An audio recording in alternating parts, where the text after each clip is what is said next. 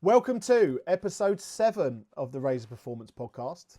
This podcast is for men in their 40s and 50s who still want to train hard, they don't fully trust their body anymore, and they want to rebuild it to the point where they can train, compete and perform again without managing injuries.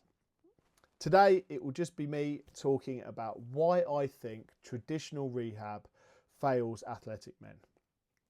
So if you're an athletic man in your 40s, you train regularly, you've had a few niggles, you've probably seen multiple physios, you've done the soft tissue bit, you've done the physio exercises, but something's still off. Okay, you've got some stiffness in the background, you've got some old injuries that keep sort of flaring up, or you've just lost a bit of confidence in your body. If that's the case, then this episode is for you. So look, rehab doesn't usually fail because you didn't do the exercises or you didn't do the work. This is important stuff. You will do the work. It fails because it's not really designed for people like you. And I see this every week. Men who are disciplined, they can tolerate a bit of pain because they played a good level of sport. They used to be very capable physically and are actually pretty close to that now. But they're stuck in a bit of a cycle of niggles, flare-ups, stop-start training and just being frustrated with it. So why do I think this happens? Well, problem one is rehab is designed to remove pain, but it rarely restores the capacity needed for what you want to do, which is high-level sport. Most rehab systems have one goal, and that is to get you pain-free. And for most people on the street, that's enough. But pain-free is not the same as being strong enough, robust enough, and physically able to perform under fatigue. Pain relief is the start point, and it's not the end goal. But most people are let back into the real world far too early, or real training. And when they try and run, jump, play, do a high rocks, those rehab exercises get punched in the face by reality. Problem number two is rehab generally avoids load or stimulus, and that is exactly what you need. To do what you want to do, you need to be strong. Now, injury will weaken certain areas, and if you don't strengthen them enough, your body will break down because they just can't tolerate the loads that you're asking of them. Now, you need a stimulus, but a bigger stimulus than most other people. So the only way to do that is progressive, intelligent loading of those specific injuries and all of your old injuries as well. Unfortunately, most rehab avoids load. It's a tiny bit too cautious, tiny bit too isolated, too slow, too low level. And like I say, there's just not enough load.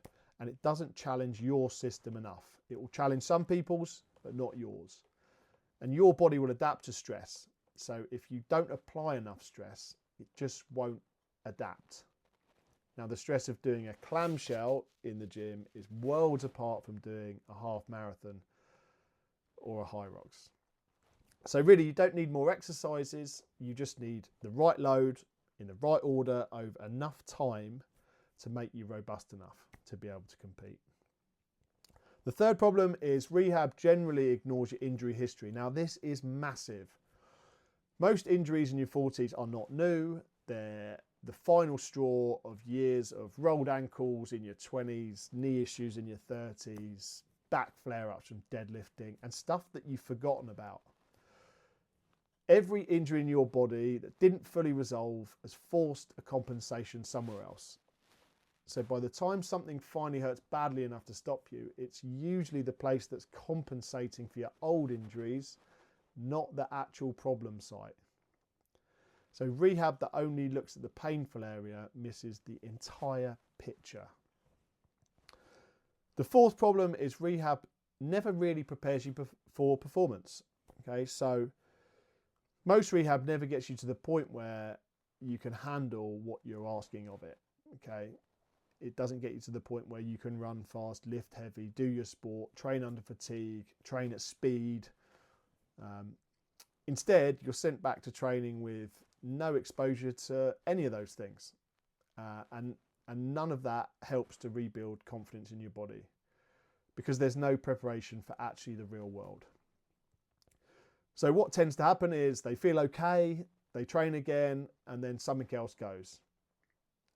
And they think the injury has come back, but actually it hasn't. It just, your system was never rebuilt to allow you to do that level of training again.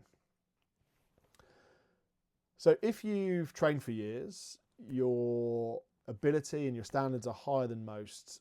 You know, you don't really want to manage your body. You don't want to train cautiously forever.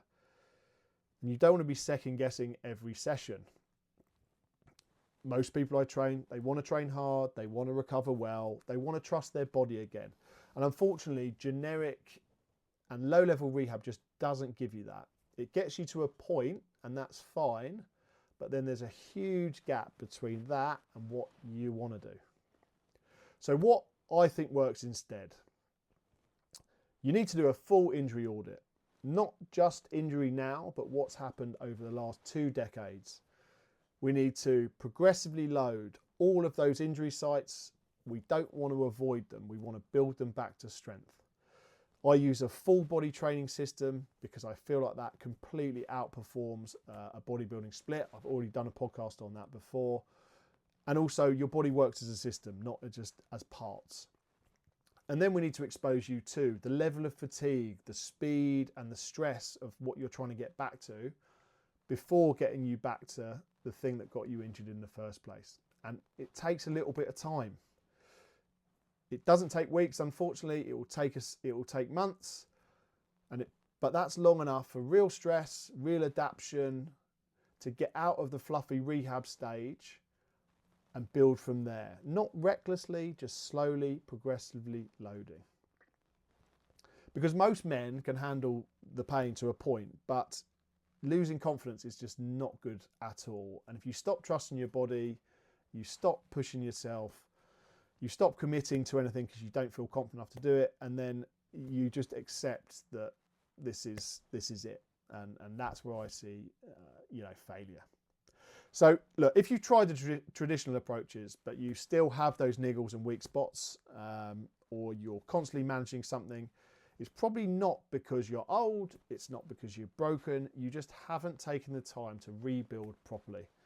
And that's what we do here at Razor Performance. Look, if you want more info on how the Razor rebuild works, I'll add a link to the show notes, and just get in touch for a chat. No pressure at all. I'm here to help, and I wouldn't try and help if I didn't feel like I could. I hope that's helpful. Until next time, I hope you enjoyed the podcast, and I'll see you next week.